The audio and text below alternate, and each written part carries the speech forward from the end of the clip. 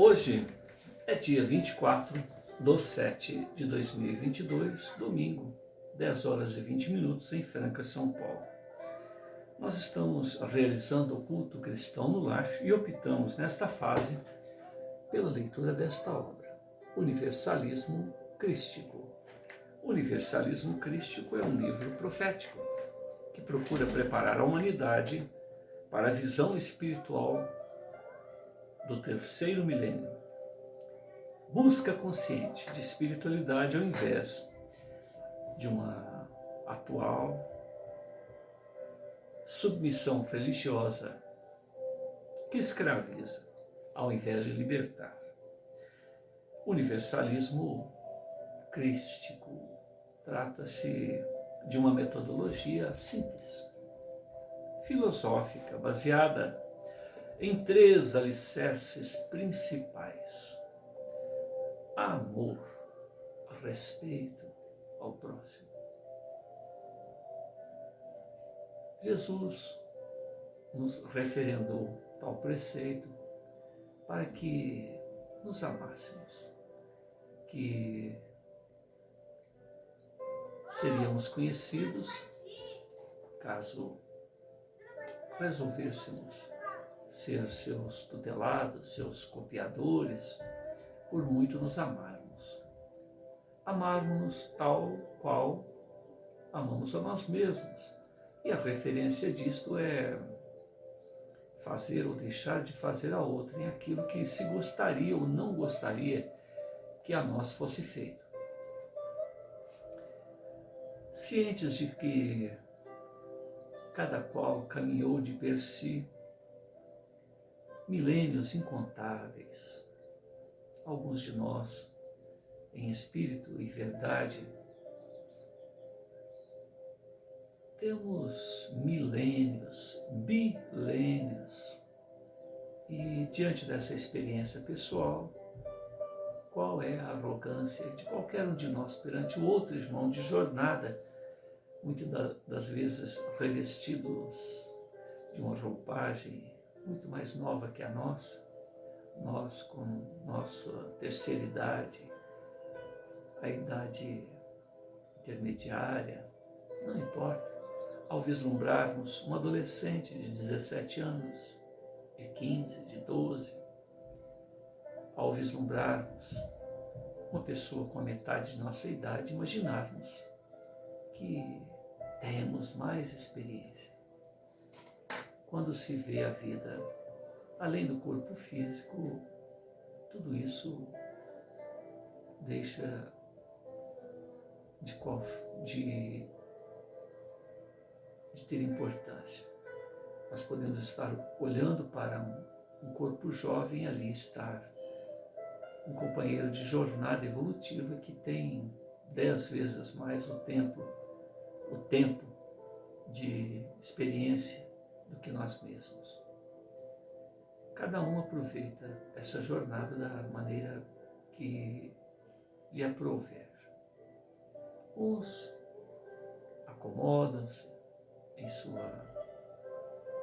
seu conforto, em suas elucubrações imediatistas e tergiversam o autoencontro, mas isso é uma mera tentativa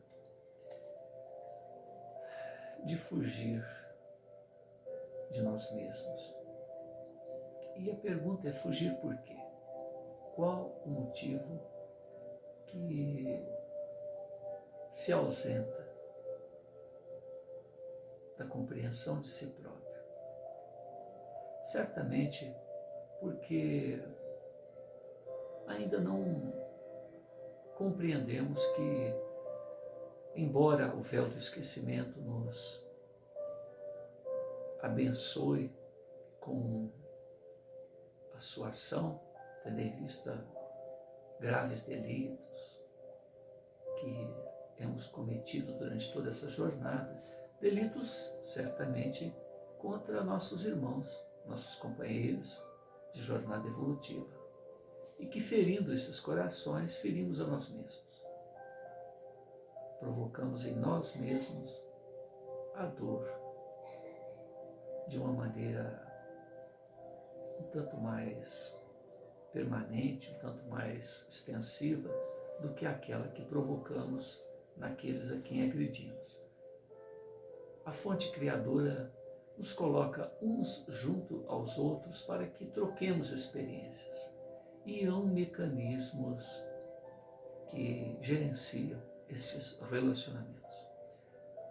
Então, o primeiro preceito do universalismo crístico é o amor e o respeito ao próximo. O segundo é a lei de causa e efeito, que é justamente o agente gerenciador desses nossos relacionamentos, utilizando-se de leis do eletromagnetismo, colocando junto a nós outros, quando desrespeitamos este preceito do amar, do respeitar, coloca junto a nós outros antimatéria, que nos coloca sempre junto àquelas situações, àquelas circunstâncias, àquelas pessoas, aqueles eventos que malbaratamos, que não aprendemos, não experienciamos de uma maneira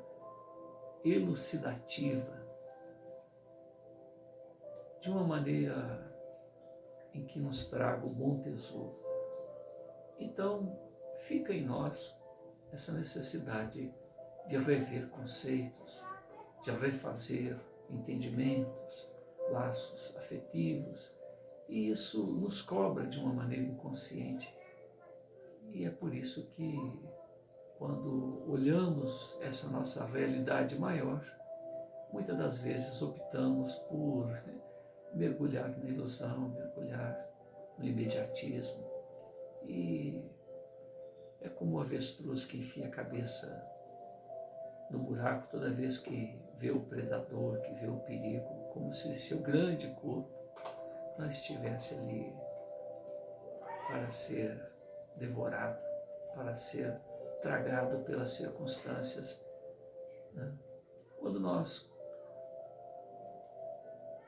estamos naquela fase infantil e alguma coisa nos assusta, a gente tem o hábito de cobrir o rosto, colocar o travesseiro junto ao rosto, como se aquilo fosse impedir que o eventual perigo nos alcance. Esta seria uma das possibilidades para adiarmos este autoencontro, tendo em vista que vivemos séculos incontáveis, mas, tal qual a fonte criadora uma vez existindo, somos agraciados com a bênção da imortalidade. E a imortalidade nos traz oportunidades infindas e muitos de nossos irmãos de jornada evolutiva, espíritos que alcançaram páramos que sequer imaginamos alcançar ainda optam por este caminho, tornando-se adversários do Cordeiro de Deus aqui na Terra, adversários da política, do reino dos céus, que é o amor, é a empatia recíproca, é o ágape, o momento em que nós já gerenciamos, tornamos natural pensar no próximo como a nós mesmos, sabemos que todos somos um. Somos uns nos outros e somos um na fonte criadora. As experiências daqueles yogis, daqueles Vedas, dos Brahmanes, daqueles que há muito buscam o autoconhecimento, nos levam à compreensão do que representa estar mergulhados em si próprios, ouvir o silêncio, saber que o silêncio é como a luz, é e o é. O barulho dos pensamentos, as distrações, são apenas como que nuvens, como que pássaros a voarem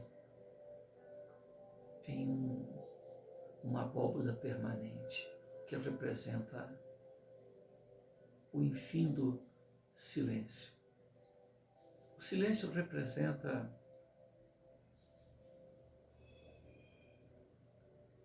o ver-se por detrás dos pensamentos, o encontrar-se, é integrar-se harmonicamente, ressonando com aquele que exalou de si próprio o sopro do existir, de seu hálito, de sua essência cósmica, nós surgimos e tal qual o Pai, somos deuses. Hoje em dia, as pesquisas da neurociência já nos trazem a compreensão da BrainNet, da Psiconet, como referendou Divaldo Pereira Franco. Ocasião em que, tal qual acontece na internet, na intranet, aonde nós trocamos experiências, nós já podemos vislumbrar através de experiências da interface máquina e cérebro a possibilidade de, através de cirurgias mais invasivas ou de toucas semelhantes às toucas de piscina, né? Essas toucas de natação, colocaram sensores eletromagnéticos no cérebro, receptores, junto aos quais podemos manipular braços eletrônicos, espaçonaves, equipamentos diversos. E o mais interessante, esses equipamentos se tornam extensões do próprio corpo. Uma referência muito interessante que esse pesquisador, um pesquisador brasileiro, deixa eu localizar o nome dele aqui. Depois eu procuro. É um pesquisador brasileiro. Ele diz o seguinte: uma pessoa, quando sofre um acidente, uma queda numa piscina, né, bate o corpo no fundo da piscina, ou participa de guerras e se rompe uma parte da coluna, a pessoa esquece o que é ter um corpo. É como se fosse uma bolha flutuante. Essa noção de se tocar, de se pegar, a pessoa perde. E ao mesmo tempo, essa mesma pessoa, quando colocada num exoesqueleto, como aconteceu na Copa, né, aquele rapaz que chutou a bola, ele sentiu o próprio impacto do chute da bola, porque foram colocadas receptores na ponta do pé do exoesqueleto e jogou o sinal para a parte do braço da pessoa aonde estava ligada. Mas o mais interessante é o seguinte: essas experiências começaram com camundongos, inclusive fazendo camundongos perceberem a luz infravermelha para alcançar alimentos. E mesmo sem esses equipamentos, esse camundongo passou a interagir de tal forma com a infravermelho que virou uma extensão das possibilidades dele. Então veja bem o quanto o nosso cérebro, o equipamento físico que a mente, que nós outros gerenciamos, é plástico, é moldável, ele se adapta.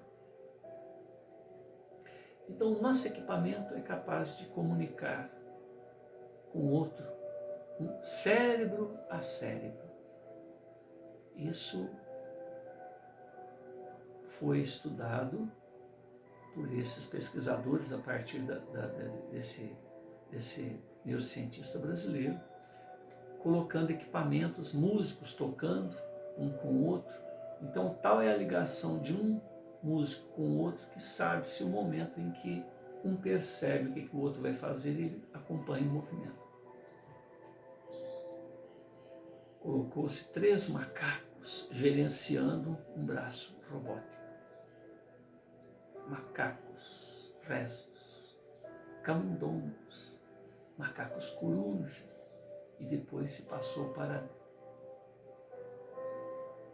seres humanos com toucas, tipo touca de medicina, de piscina, com sensores, 120 sensores, gerenciando também equipamentos. E isso foi de tal maneira exercitado que a pessoa passou a administrar, porque uma coisa interessante que acontece quando a pessoa tem uma lesão na coluna é que ela perde o controle ou a sensibilidade ou a percepção do próprio organismo. E a pessoa passou, uma das moças, uma das senhoras que tinha tetraparalisia, né? Paralisia de todos os órgãos daqui para baixo, passou a perceber as contrações, as fases menstruais dela, engravidou e acompanhou, ela percebeu. Chegou a movimentar as pernas, sendo que havia um rompimento do feixe nervoso que descia pela coluna, ela passou a movimentar as pernas. Movimentar as pernas com o rompimento. Então, olha os recursos que tem, aonde já a medicina está alcançando. Então, esse comentário é para dizer o seguinte: estamos interligados uns aos outros, cérebro a cérebro, mente a mente, que é uma outra divagação que eu gostaria de deixar aqui é o seguinte: esse pesquisador, quando alguém comentou sobre fazer um download do cérebro, né, como se fosse possível retirar o conteúdo do cérebro e colocar, ele disse que isso não é possível porque o equipamento é digital e o nosso organismo trabalha de maneira analógica. E embora as ponderações desse pesquisador, há estudos de Hélio Couto, onde ele transfere a parte emocional, a parte psicológica, a parte intelectiva de um indivíduo para o outro, através de recursos não digitais ou não tecnológicos nesse sentido. Olha, que coisa! Quer dizer que nós estamos interconectados. Aquilo que acontece no nosso mundo íntimo, o Pai Celestial, por ter colocado em nós, ou nós mesmos, esse ser que está atrás do pensamento, está interligado com o Pai, assim como estamos interligados numa psiconet, numa espiritual net. Então, o que se faz ao outro está se fazendo a si próprio. Todos somos um. O que se provoca no outro está provocando em si próprio, razão pela qual há importância de aprendermos a respeitar. A política do Pai é a reciprocidade, é a gratidão, é o solidarizar-se. Porque se tentarmos prejudicar um ao outro, estamos atingindo a própria fonte criadora. Como querer inferir a si próprio a dor, o sofrimento, o prejuízo, né? As leis que regem este ir e vir, a esses retornos ao corpo físico durante um certo tempo, porque certamente vai chegar o momento em que somos cidadãos do universo. Estamos aqui, vamos para lá, quase que instantaneamente, mas até certo ponto temos que ir passando pelas lides da vestidura física, lá nos minerais, nos vegetais, nos diversos reinos do campo animal, no reino elemental, no reino nominal e outros reinos, outros ambientes junto às quais sequer imaginamos, porque a gente sabe do que já nos ocorreu, aquilo que vai nos ocorrer ainda, certamente estamos ainda por nos apercebermos. Então, o que temos são apontamentos daqueles irmãos que nos precederam a jornada e dão uma palhinha daquilo que experienciam.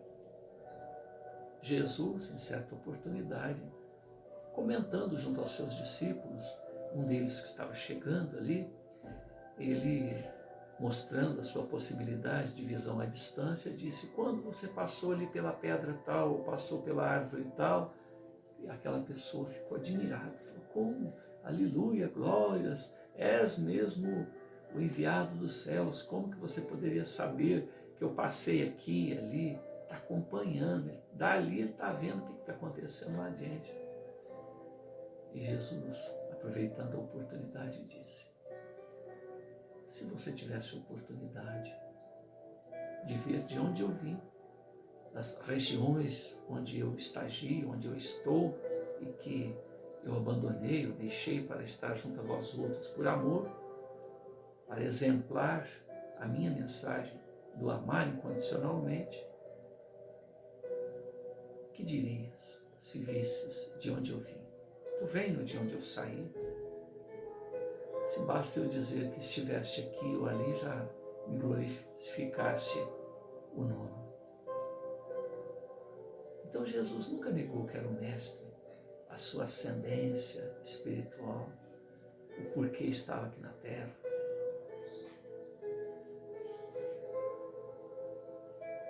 O universalismo crístico, então, nos lembra o empoderamento do amor. Amar é se empoderar, porque quem ainda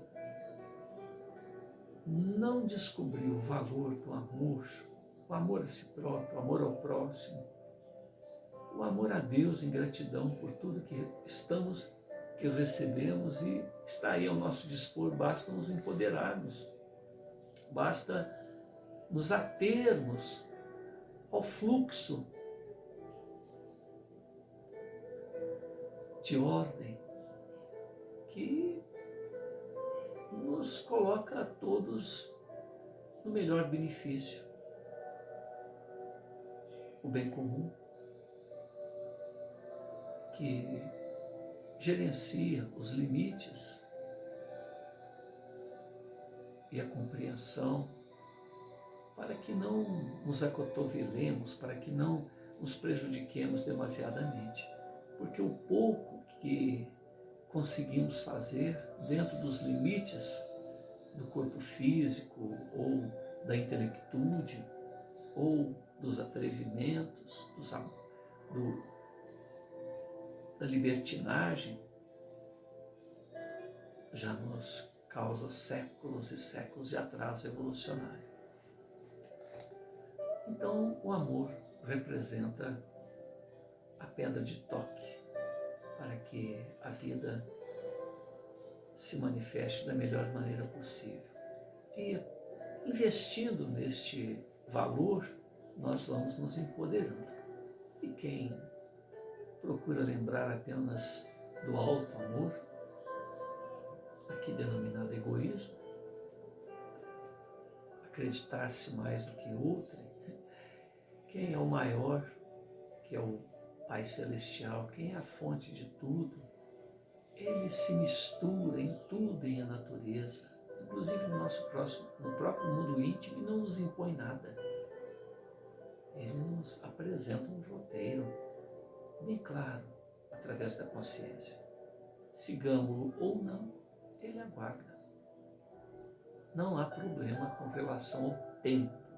Não há problema com relação aos meios para que descubramos a nossa origem, a nossa destinação e a parte que nos cabe neste grande tecido cósmico do existir.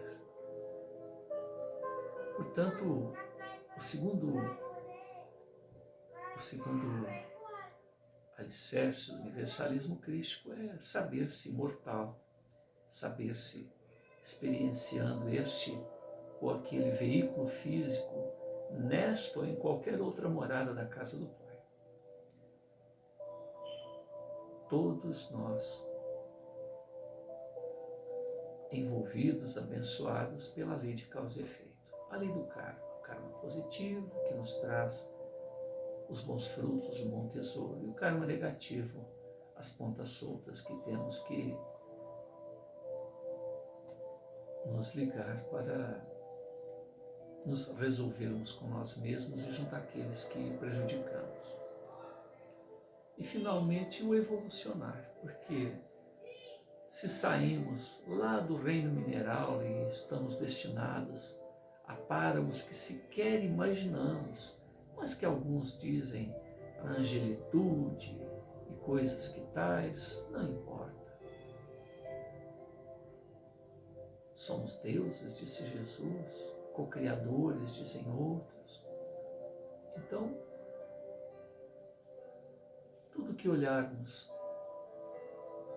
e as nossas tessituras físicas puderem tocar, puderem alcançar os nossos olhos, o nosso intelecto puder imaginar, hoje ou sempre é nosso.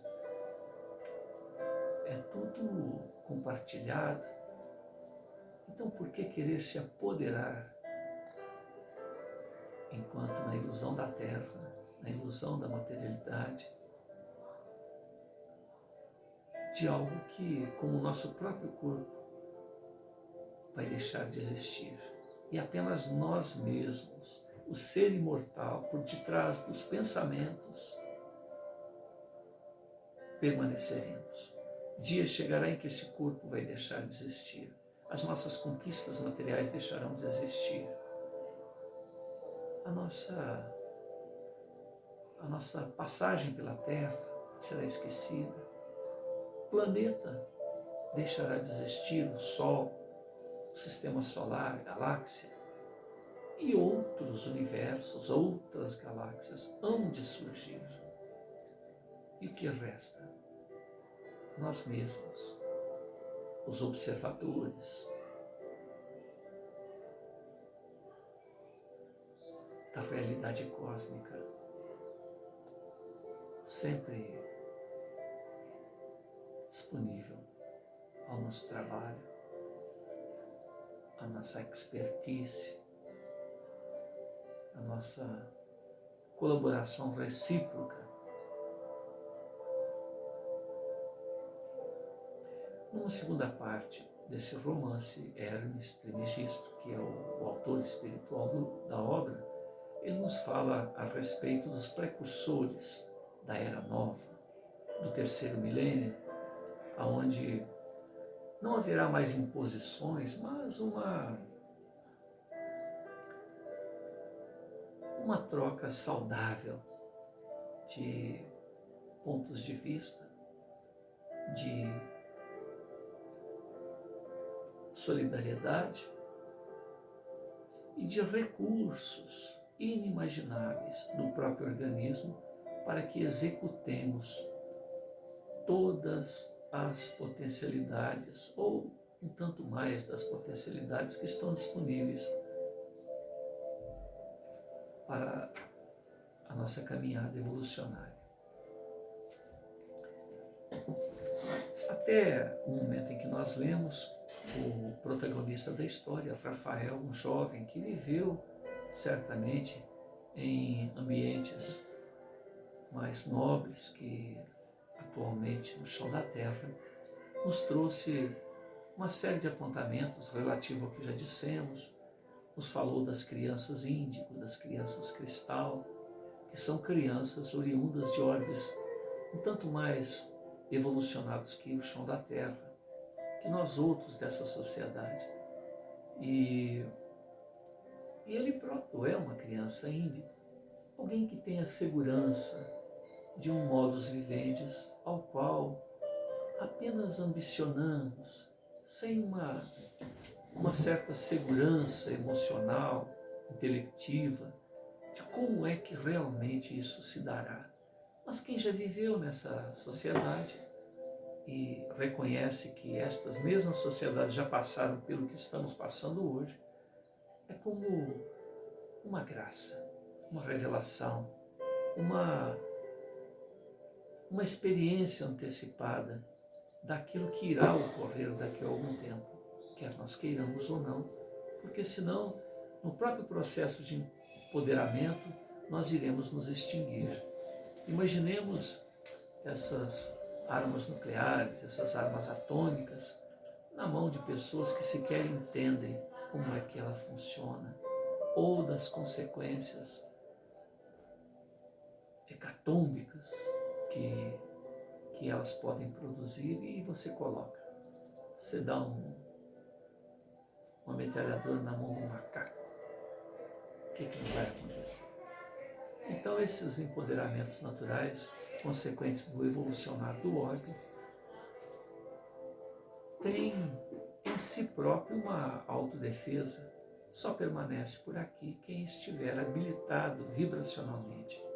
E esse empoderamento é justamente estar atento às orientações e aos reclamos do amar incondicionalmente.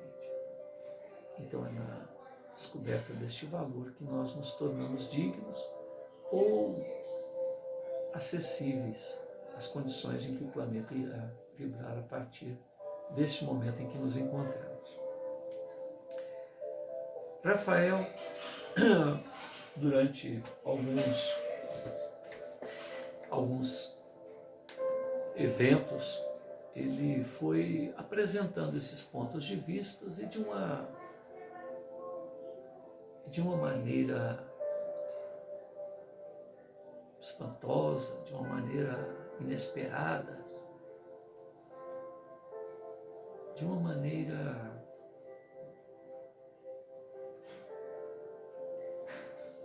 rápida.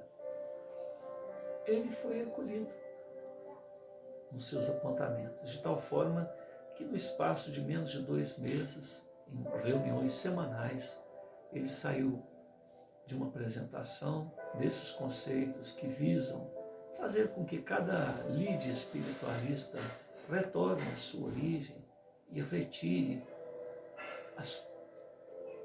os enxertos, as coisas que foram acrescentadas por aqueles seguidores no decorrer dos séculos, das décadas. Ele faz com que um grupo que originalmente iniciou 35 pessoas aproximadamente, em menos de 2 meses, mais de 6.000 pessoas o estavam ouvindo, estavam dando atenção e vibrando com a genialidade, com a clareza, com a antivisão de uma sociedade harmônica, justa, aliada aos valores do amor. E ele acabou de falar para 6.000 pessoas. Então, o tema de agora é no capítulo 14, na página 267, o dia seguinte. Rafael chegou na casa de seus pais, na companhia dos mesmos, por volta de 2 horas da manhã. Tinha ficado no ginásio até o último interessado, mais de 6.000 pessoas, ter sido atendido. Por sinal, todos saíram muito satisfeitos. O novo amigo de Rafael era mesmo influente, pois conseguiu a autorização de administradores do ginásio do Ibirapuera para que ficasse aberto até aquelas horas da madrugada, sem que os funcionários causassem o menor constrangimento àqueles que insistiam em aguardar na fila para ter um interlóquio, falar com o jovem sábio. Rafael e seus amigos desejavam apenas uma noite de bom sono, repousar, refazer as suas energias. Verônica, sua genitora, não parava de tecer planos, elogiar o carisma, a empatia, a impressionante oratória de seu garotão. Para ela, o conteúdo não era importante. O que havia despertado interesse era o fato do seu bebê ter sido adorado e conseguir magnetizar tantas pessoas com seus ideais, que até então ela não os compreendeu. Mas isso não importa. Seu garoto era famoso. Chegando em casa, Rafael pediu licença aos pais para repousar. Ele subiu rapidamente para o seu quarto, tomou um banho e depois se entregou aos braços de Morfeu, se esparramando na cama. Foi difícil conciliar o sono. Emoções muito fortes lhe embaraçavam o relaxamento do corpo físico. O coração do jovem palpitava em gratidão e emoções. Ele relembrou cada instante da noite memorável, até o momento em que balbucia: meu Deus, é isso aí, está acontecendo. Tudo que sonhei, tudo que vislumbro, tudo aquilo que busco atender a esses reclamos de minha alma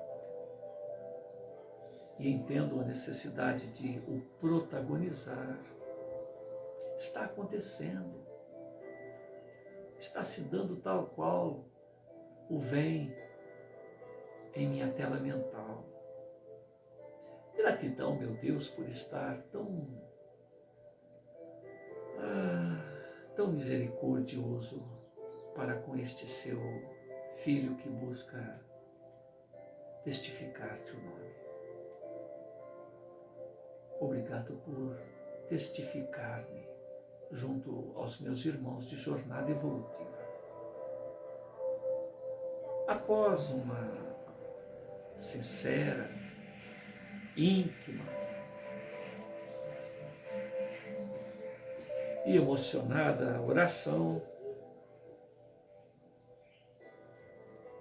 um estranho torpor envolve o corpo de Rafael. Era a necessidade do repouso sendo atendida. Fecha os olhos e, quando os reabre, percebe que as dimensões de seu quarto estavam diferentes. Tonalidades das paredes e dos móveis estavam muito mais intensas.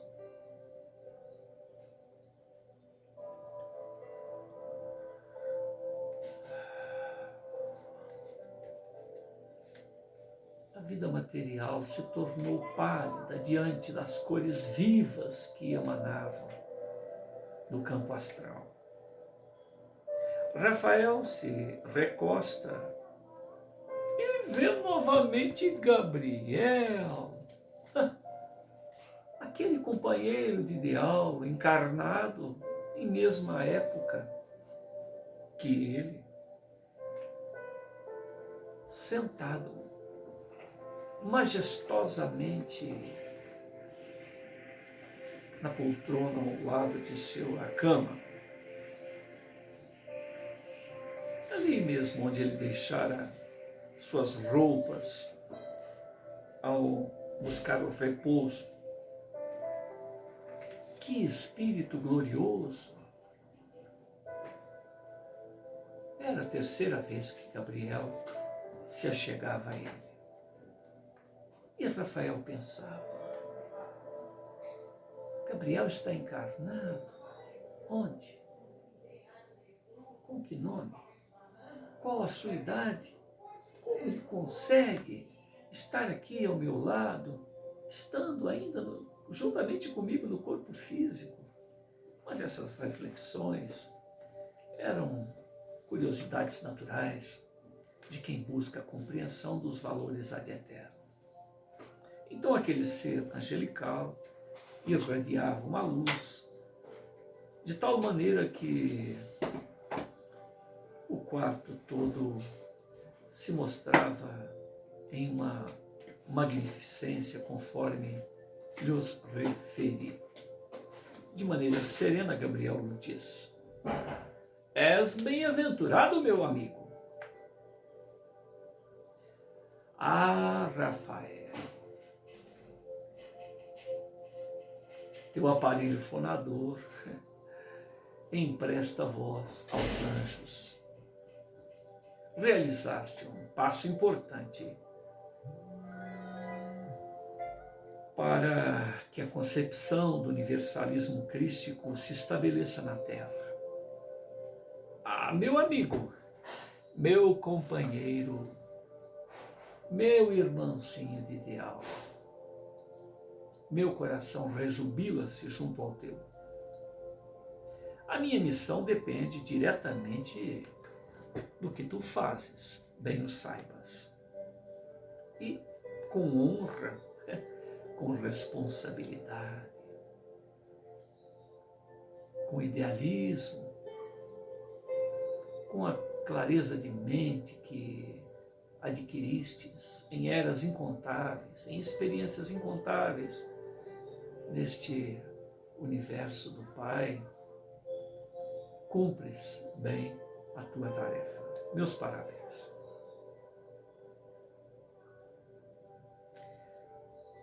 Gabriel olha diretamente nos olhos de Rafael.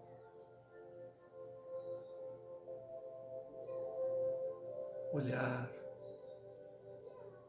de gratidão, olhar solidário, olhar enigmático, vislumbrando circunstâncias,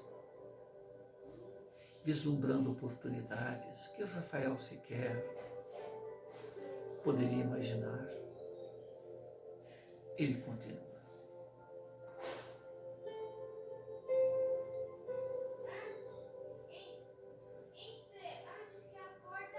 Eu promoverei a união das religiões na terra, Rafael. Num segundo momento, utilizarei o trabalho que horas realizas para mostrar a todos que as lides espiritualistas são, enquanto envoltos num ar de misticismos, denominados religiões, são meras ilusões, ilusões humanas. O Pai espera de nós, eu, você e tantos outros que se comprometeram nesta tarefa antes de nos reencarnarmos,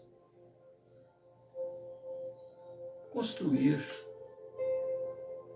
um edifício que unirá gerações futuras na compreensão de um padrão evolucional, espiritual.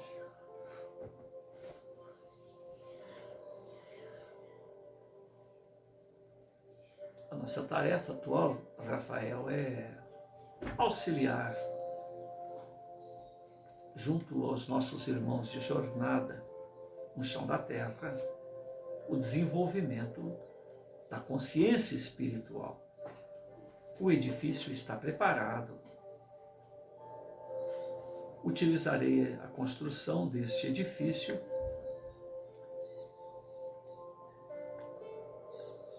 e Rafael, então, comovido, diz o seguinte: Ah, meu mestre, estou aqui para te servir, dize-me o que fazer, algo a ser corrigido? Te atenderei prontamente. Gabriel, então, se levanta daquela poltrona, se dirige até a cama onde estava o corpo de Rafael. Ah, Rafael, estou aqui apenas para te agradecer. Tens trabalhado de maneira exemplar. Louvar o seu trabalho. Parabéns. Nosso pai sabe muito bem escolher os trabalhadores mais qualificados para cada tarefa. E bem desempenhastes a parte que te cabe neste grande enagrama gerenciado pelo Altíssimo. Sei que a tua missão não é fácil, meu amigo. Fazer a humanidade compreender a necessidade de liberar religiões empanadas pelas ilusões seculares é um trabalho que exige tanto de tato, esforço incomum e paciência para animar essas mentes um tanto entorpecidas a, como diz você, deixar na calçada enquanto te ouve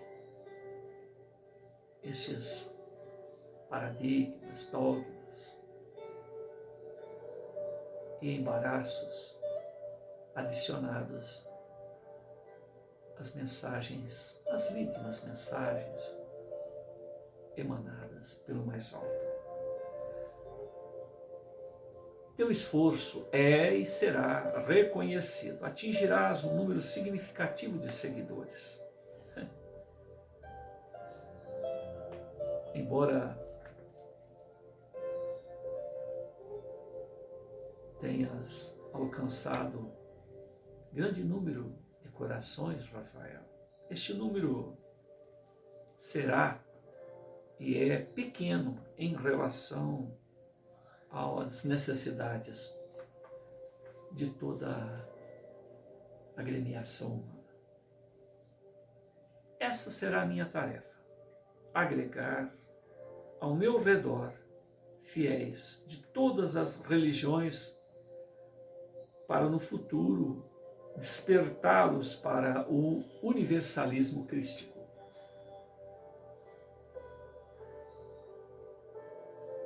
Que é o futuro das religiões, libertando-os dos preconceitos, crenças que escravizam certamente mentes. Escravidão esta gerenciada, mantida por interesses imediatistas dos lidadores desta ou aquela agremiação espiritualista. Rafael concorda prontamente, através de um gesto de aquiescência de cabeça. Te compreendo, mestre. Gabriel faz um gesto de cabeça um tanto contrariado com a afirmação do Rafael. Por favor, Gabriel, não me chames mestre. Irmão. Sim, irmão. Companheiro de jornada. Estamos trabalhando para realizar a grande obra da renovação espiritual de nossos irmãos em a humanidade. Renovação esta que há de abençoar, como diz você, as almas eleitas, aqueles que fizeram por merecer um ambiente mais generoso, mais produtivo em relação às suas necessidades espirituais, intelectivas, emocionais.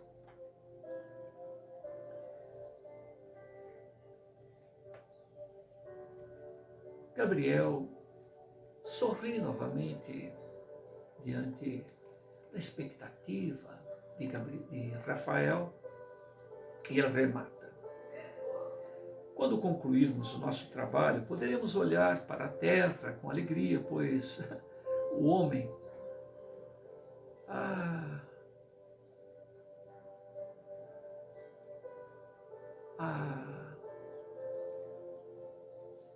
fagulha crística emanada do Pai, tal qual nós mesmos, mergulhadas na ilusão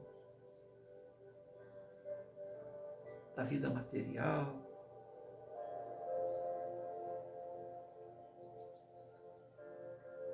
neste momento grave em que a Terra está para ser promovida à condição de mundo de regeneração, terá deixado de ser alienada para ser mais consciente de seu verdadeiro eu. Rafael tem os olhos vibrantes, brilhantes, diante da afirmação de Gabriel. Ah, meu amigo, meu querido amigo Gabriel, que sonho dourado é esse que tem me invadido a alma durante toda a minha vida, esses 17 anos.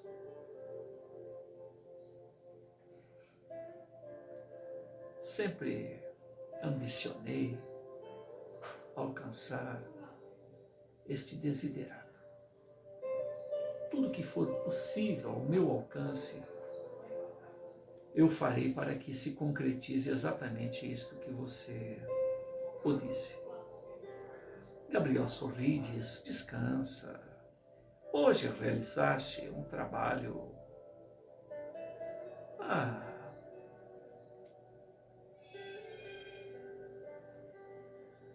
um trabalho impagável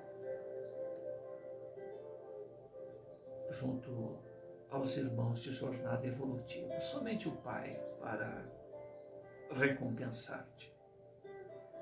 Põe tuas forças a se refazerem, porque amanhã será novo dia e o Criador necessita que estejas mais uma vez na condição de farol junto aos caminhos da humanidade.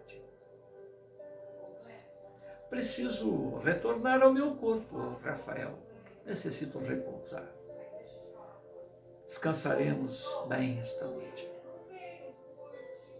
Cada dia,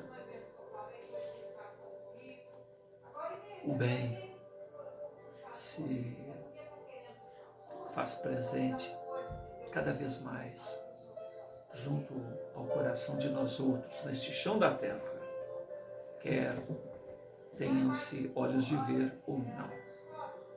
O bem está a administrar todos os nossos caminhos, a gerenciar todas as nossas empreitadas. Então,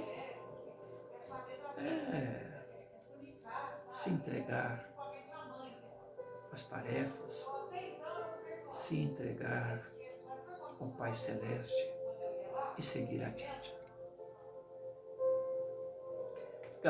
Gabriel se despede e segue em direção ao seu ignoto lar terreno. E uma luz resplandecente o acompanha, oriunda de sua própria chama crística. Rafael tenta encontrar o sono.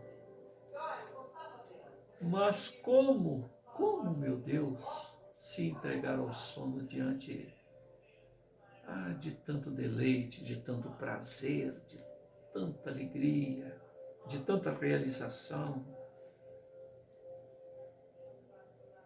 Então ele relaxa simplesmente e curte esse instante.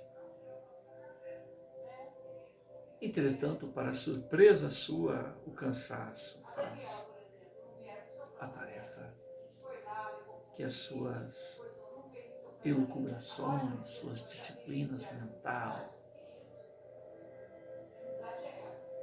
não o permitiram.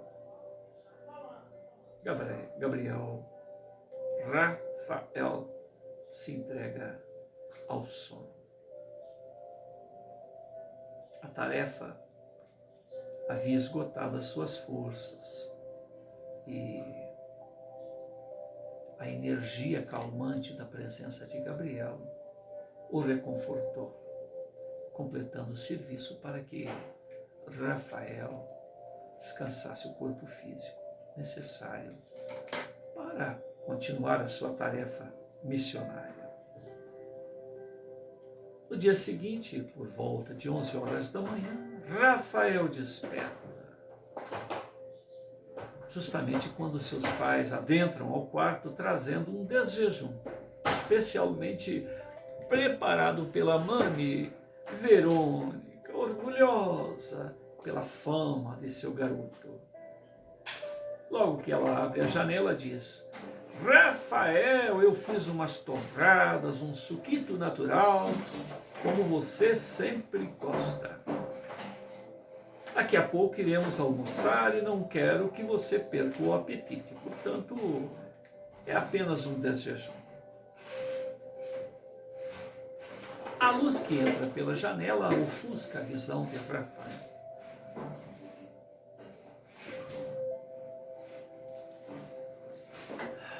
E mesmo sem enxergar o desjejum preparado pela Verônica, sua mãe, ele se desculpa e lembra que havia combinado almoçar com os amigos no shopping. Verônica então entrega uma informação que ela já sabia. Embora o tivesse convidado para o almoço, ela sabia que os amigos haviam tido este acordo. Meu filho, eles ficaram há 1 hora. E como você estava cansado, chegou tarde, se desgastou muito junto àquele enorme público. Que beleza, meu filho. Tomei a liberdade de convidá-los para almoçarem aqui em casa. Maria está na cozinha preparando uma comida vegetariana conforme é o do seu agrado. E acredito que seja dos seus amigos. Rafael, surpreso com a iniciativa de sua genitora, olha com gratidão.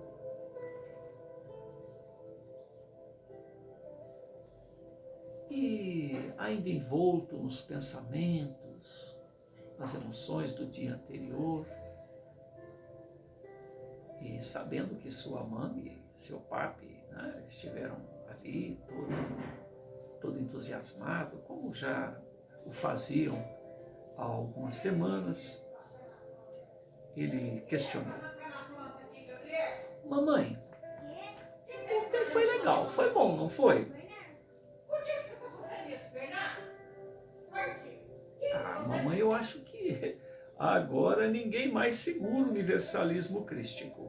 Por quê, Bernardo? Você não consegue ver as coisas bonitas? Você tem que destruir, Bernardo? Paulo, Ei, por que que estava você faz isso? presente,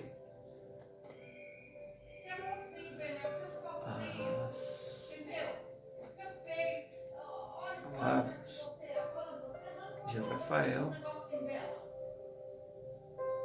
e que Cadê a beleza da planta? Tirou. era emocionalmente, Pecado fazer isso, sabia? Sabia que era Deus não gosta? Papai do céu muitas costas. de quando todo você entregue sabia? às concepções, aos ideais de seu filho, o abraça efusivamente. E rememorando aqueles primeiros instantes onde ele viu aquele pregador suado, fora da caixa, quase que de uma maneira ridícula, expondo a necessidade humana de se entregar aos valores espirituais, ele percebe que seu filho fez um tanto mais. Rafael realmente estava gritando, mas de uma maneira toda inovadora. Tudo aquilo que buscava aquele esforçado pregador junto à via pública.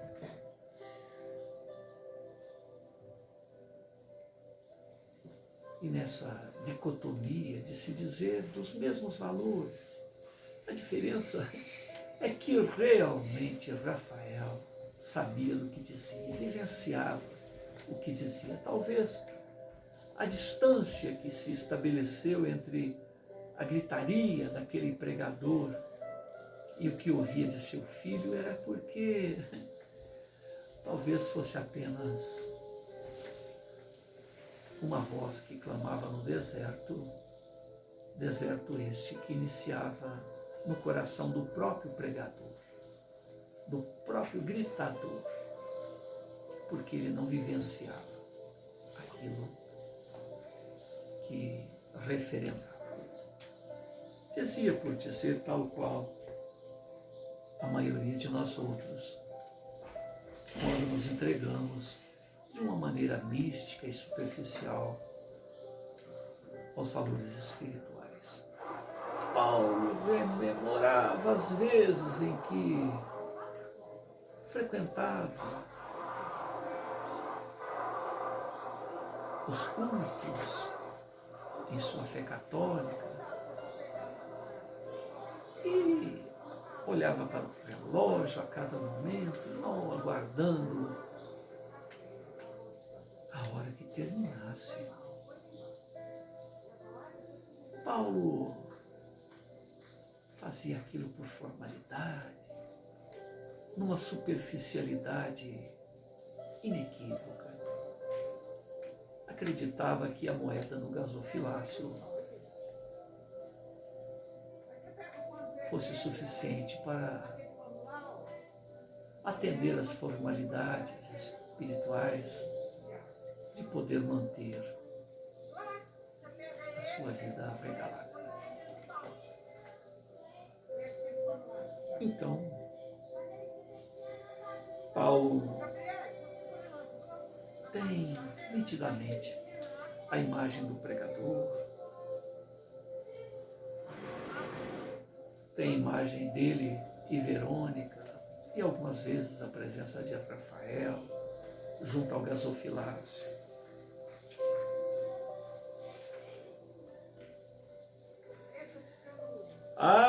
Rafael já tinha ali algo mais acrescentado às suas possibilidades.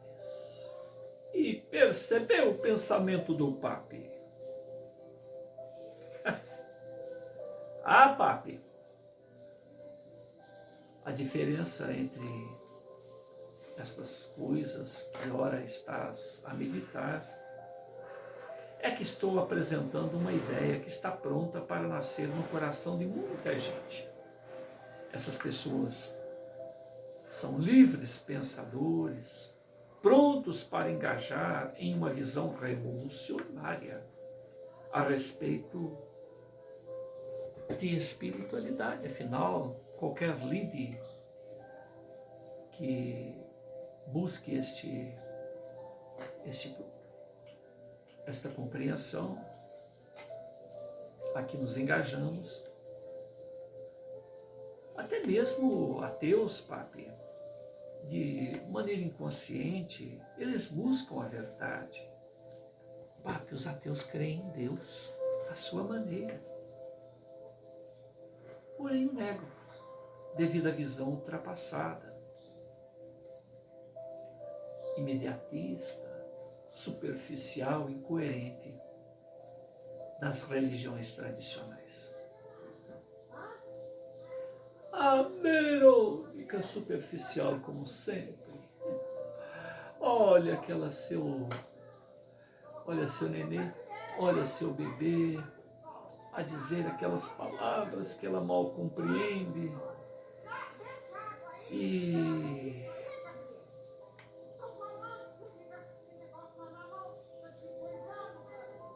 comenta. Meu bem, meu garoto, meu querido filho, você deve começar a pensar em como organizar essa nossa igreja. Você deve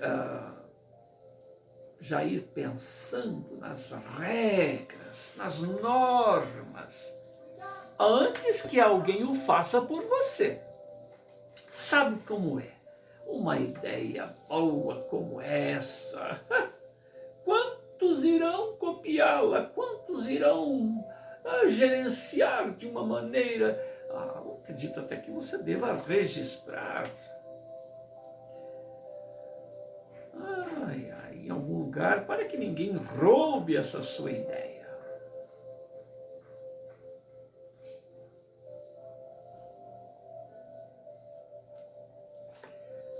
Rafael se entreolha com Paulo. Compreendem?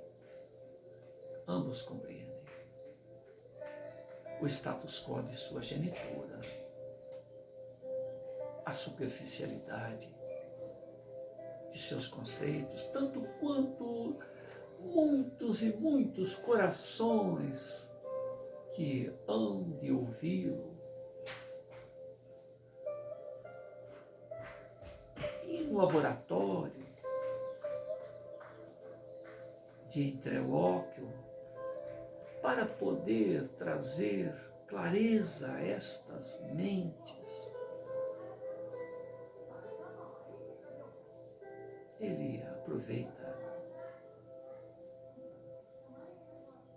a presença de Verônica para tentar acondicionar sua visão de vida à visão de quem estagia no status quo da própria mãe. Mamãe, o que mais quero é que tantos quantos possível roubem a minha ideia. E é desta forma, mãe, que transformarei o universalismo crístico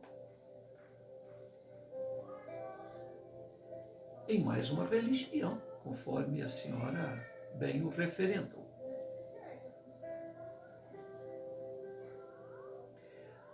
Mãe, de forma alguma, mãe, o universalismo crístico não é religião. Me desculpe. Jamais cometerei esse erro e certamente, tanto quanto possível, não permitirei que alguém o faça. Transformar este ideal em uma religião é matar o próprio ideal a médio prazo. Os filhos da nova era são almas livres, são e serão, mãe. jamais se submeterão a dogmas, a conceitos estabelecidos, a imposições prontas. Eles se aterão a estes conceitos somente se for o resultado de uma relação de confiança. Nunca se submeterão a algum líder, porque assim ele o disse, muito embora conceitos ad eterno. Cada qual diante destes preceitos aos quais ambicionam que sejam o modus viventes da humanidade, mãe, é cada um de per si se empreender no melhor de si próprio e ir retirando esses cascões acondicionados aos valores permanentes que, oriundos da fonte criadora, se mesclaram aos interesses imediatistas deste ou daquele líder espiritual. Rafael começa a arrumar a cama em que dormiu e continua o diálogo. O universalismo crístico, mami, sobreviverá aos avanços da compreensão humana, por ser dinâmico. Ninguém deverá se arvorar como dono da verdade.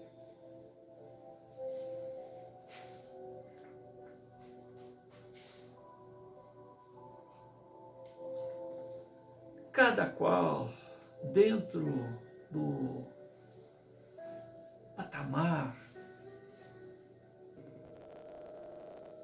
tenha filiado até o presente momento, irá descascar esta fruta cujo néctar há de sorver de maneira peculiar, de maneira própria, de maneira única, tal qual o tem feito durante toda a sua caminhada evolutiva.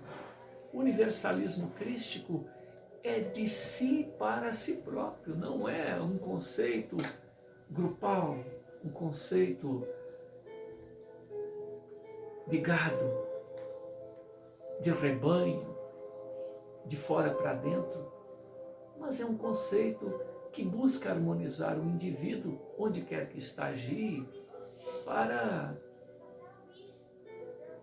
se dar a oportunidade, investir um tanto mais na compreensão de si próprio. E isso é individual, cada qual a seu tempo. O fruto, e cada fruto amadurece a seu tempo. Esse novo modelo religioso deverá ser como estes softwares liberados, sem custos, sem o egoísmo de dizer isto é meu, acrescentar ali a marca d'água Rafael, filho de Verônica e Paulo, ou Rafael, amigo de Jesus.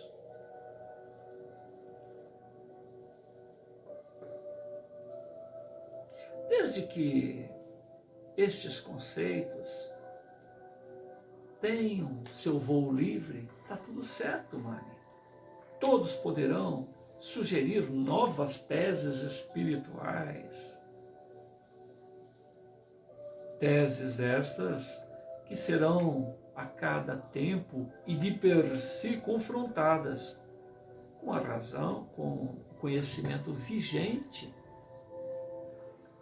O homem evoluciona e a cada instante novos termos, novas compreensões, novas palavras hão de se sobrepor para esclarecer de maneira mais fácil ao caminheiro da evolução.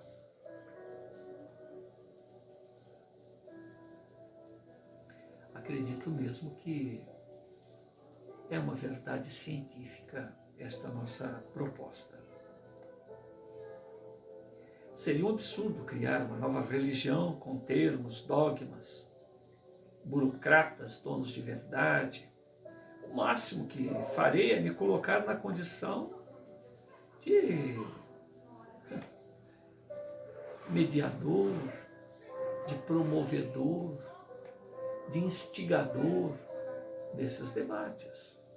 Isto enquanto a vida me permitir, as circunstâncias, porque sendo uma tarefa que há de acompanhar a evolução da humanidade, tarefa esta que há de ter o seu sucessor, o seu sequente, aquele que pega o bastão e segue adiante.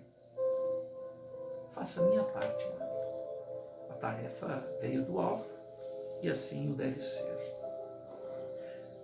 O máximo que farei é isto, que cada um siga o seu caminho a partir das próprias conclusões, em uma sadia troca de ideias.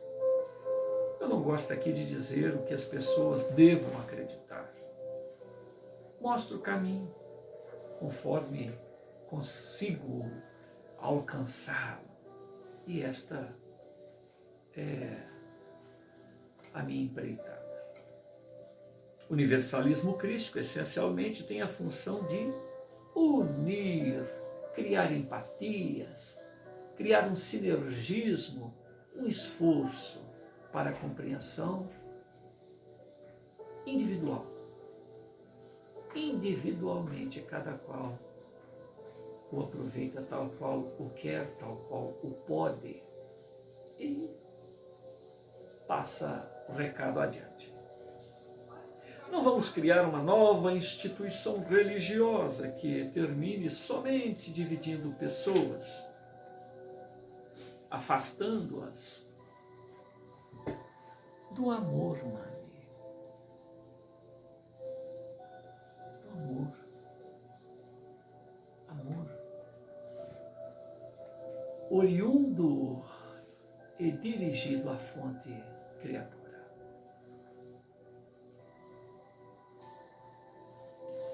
Verônica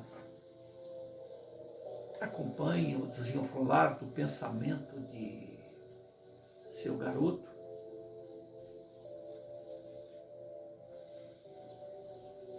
E na sua superficialidade de praxe, a sua praticidade humana, ela diz o seguinte: meu bem, meu garoto, uma empresa, uma religião não são diferentes. Se você quer fazer sucesso com essa ideia maravilhosa, meu bem, é necessário fazer com que as pessoas paguem por isto, para receber o produto. Com o dinheiro, um bom plano de marketing, o seu sucesso estará garantido, Rafael. Religião, religião é vender promessas, meu garoto. Veja as poderosas religiões que estão por aí. São fortes porque em algum momento de sua história receberam, recebem e receberão o tutu, o money, a renda oriunda de suas ovelhas, de seus fiéis. Rafael troca olhares com seu genitor e com infinita misericórdia olha dentro dos olhos de sua mami e lhe diz: "Ah, mami, não pense assim. Eu não estou nesta missão por dinheiro, por sucesso. O bom êxito de minha tarefa depende do pai que testifica o filho. A minha tarefa é de filho que testifique o pai. Não necessito de dinheiro, mãe. A nossa família já possui o suficiente para sustentar-nos até o fim de nossas vidas. Não estou atrás de luxo, de riqueza, a não ser que esta riqueza, este luxo, sejam a paz, a compreensão de mim mesmo, a interação íntima, clara, transparente com o autor da vida. Esta riqueza, este luxo a que me refiro, Maria, é espiritual. Esta é minha missão.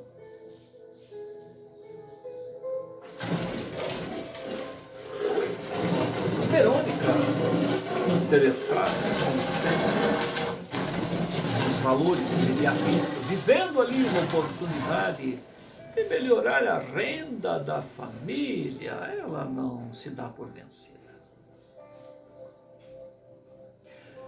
Ah, meu filho, se você quiser ajudar aos outros, digamos, realizar obras assistenciais. Ah, meu filho, como você pode fazê-lo sem dinheiro?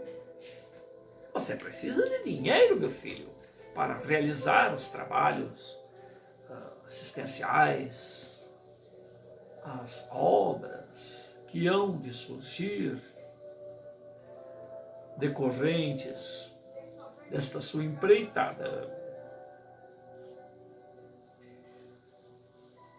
Rafael reconhece as conjecturas da genitora, o seu esforço em tentar criar da sua maneira, à sua maneira, alicerces para os propósitos a que se dedica, e tenta explicar-lhe, fazendo dela um laboratório, porque tantas e tantas outras pessoas vão de surgir com esses mesmos propósitos, inclusive os próprios continuadores de Rafael. Talvez eu precisasse de dinheiro, inicialmente, para tornar visível, materializável o universalismo dentro da sociedade humana. Acredito mesmo, mãe, que isso já está ocorrendo de uma maneira natural. Muitas pessoas se comportarão no futuro como este misterioso, enigmático colaborador que propiciou um encontro no ginásio do Ibirapuera. Deus enviará certamente os seus emissários em todas as partes para abrirem portas ao nosso esforço, ao nosso empenho, ao nosso ideal, Maria.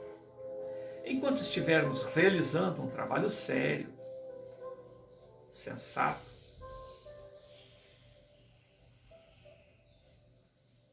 de vontade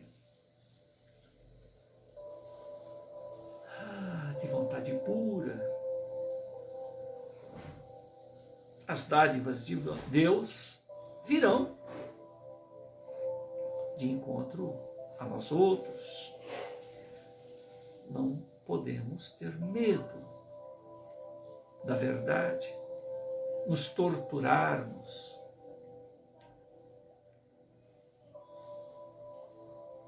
Devido ao status quo do consumismo a que temos entregado nossas vidas. Eu sei que muitas religiões desejarão impor sua verdade ao preço de um poder econômico. Isso, eu pelo menos, deixarei bem claro, não o permitirei. E mesmo que isso me custe o desagrado de muitos colaboradores.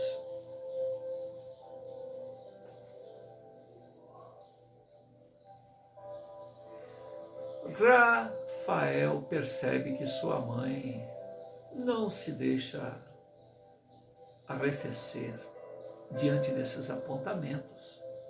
Então, julga que é oportuno o encerramento daquele diálogo. Então ele atalha a conversa que Verônica já inicia balbuciando algumas palavras. Mami amada, papai querido, permitam-me tomar um banho para receber os meus amigos. O almoço deve estar quase pronto, conforme disseste, mami. Maria não gosta que a comida esfrie.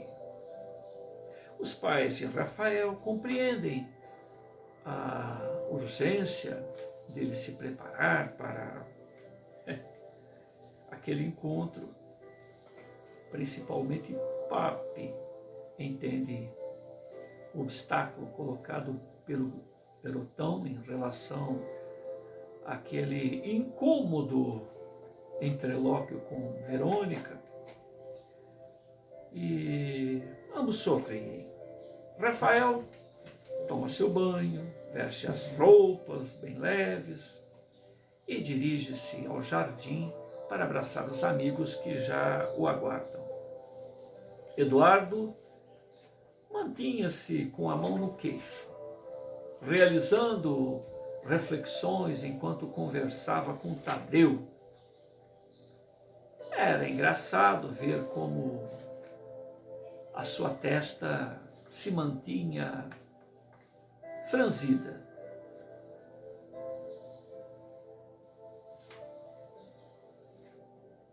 Eduardo tinha por hábito buscar respostas onde elas não estavam. Érica e Laura brincavam com os cães de Rafael. As duas garotas pareciam anjos sorridentes que desceram do céu para iluminar as trevas em que vive a humanidade nesta transição de ciclo para a nova era. Eu parei no primeiro parágrafo da página 272. Como a leitura vai um tanto mais adiante, vamos seguir no próximo encontro.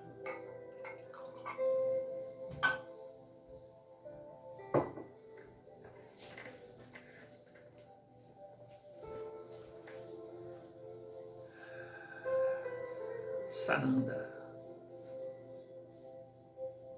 Gratidão.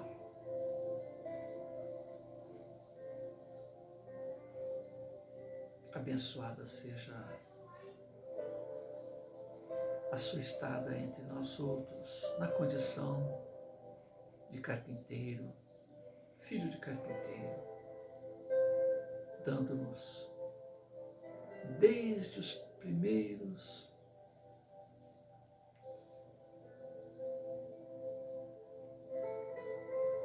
passos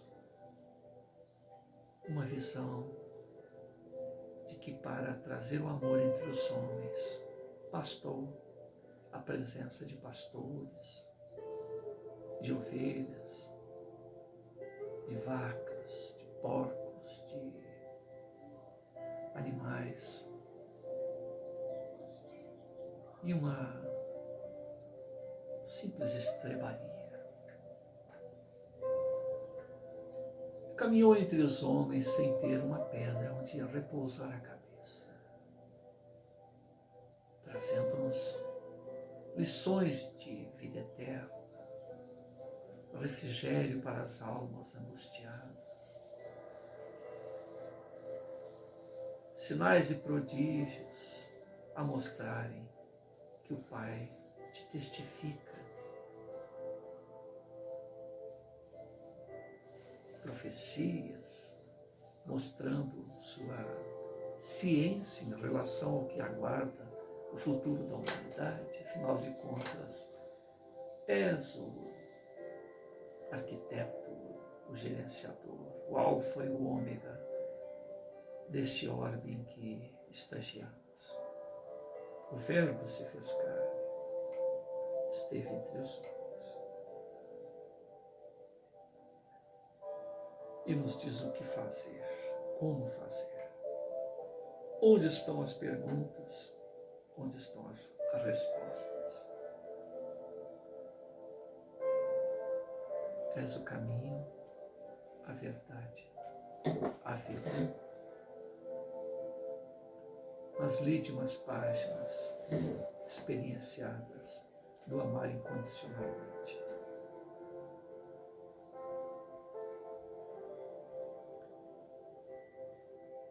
Hermes, gratidão por nos trazer essas suas elucubrações através de Roger Bottini Paranhos.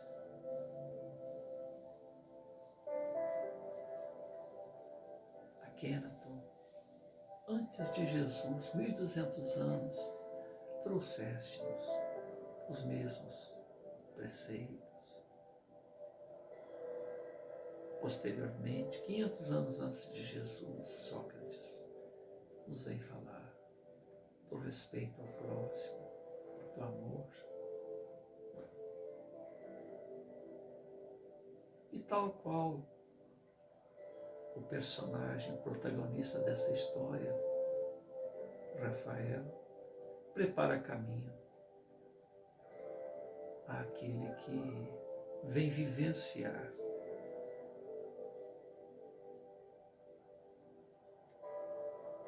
modos viventes ao qual não estamos acostumados, mas que já podemos vislumbrar como sendo uma excelente proposta.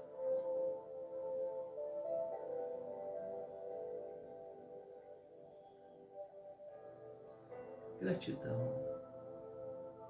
a todos os amigos espirituais que nos propiciaram esse encontro. Rogamos a Akhenaton, Hermes, Ramatiz, que magnetizem esta gravação de tal maneira que aquilo que certamente a nossa experiência pessoal não pode dizer verbalmente, que através dessas palavras não articuladas, da intenção que está presente, mas que não há como verbalizar, possa ser alcançada no nosso próprio coração quando revermos este momento especial, particularmente para nós mesmos, mas que ultrapassa as fronteiras do eu, do meu, para o nosso, para o incondicional, e atendem as dores, atendem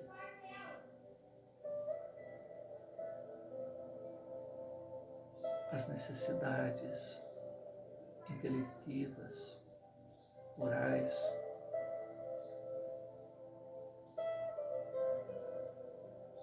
luz diante dos embaraços humanos, a visão de vida eterna diante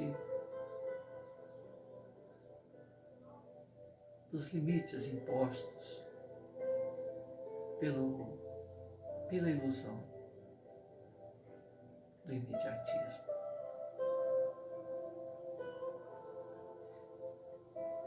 Prometeste-nos, Cristo de Deus, que estaria conosco todos os dias e em nós, até a consumação dos séculos. E é neste propósito que nós nos entregamos a Ti, gerenciando nossas emoções, nossos pensamentos, para que sejamos copiadores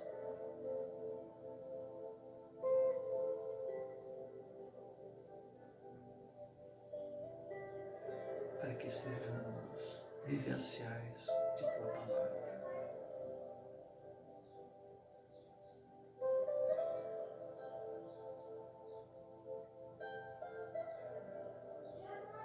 Que a mensagem do Altíssimo, por palavras inarticuladas, chegue ao coração de todos nós. E que este instante seja um start, um diapasão, uma referência para todos os outros instantes de nossa caminhada evolutiva. Muita paz.